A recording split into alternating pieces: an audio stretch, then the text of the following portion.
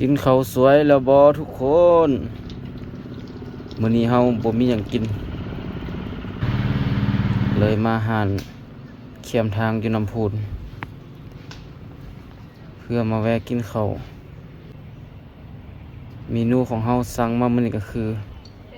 ลาบกับแกงพี่น้องเอ้ยซีนเอ็นเปื่อยๆพี่น้อง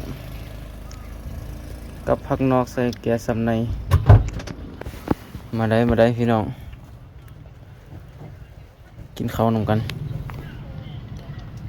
แกงก็ถือว่าเปื่อยหลาย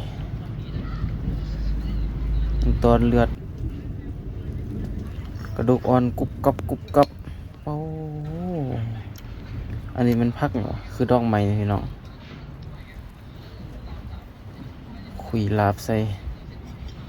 ลาบนี่เป็นลาบสุกเลยช่วงนี้ ยานเสือพญานโมมเขาให้พี่น้องขิวอ่อนๆถือว่าแซ่บรสชาติมัน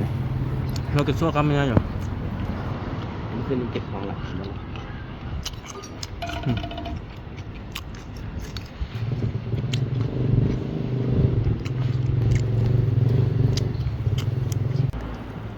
แกงก็มีเอ็นมีเลือด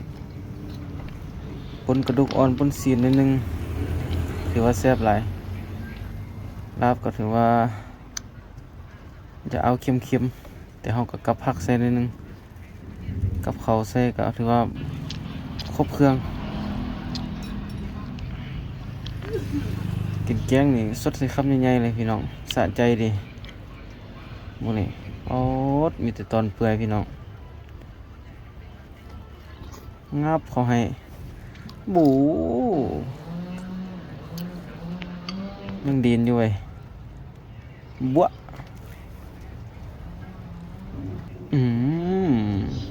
หมอหนมหมเกินไปพี่น้องเกินไป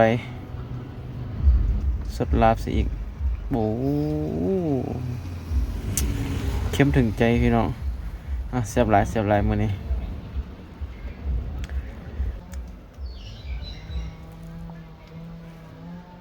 ล้างคอก่อนยันเป็นไต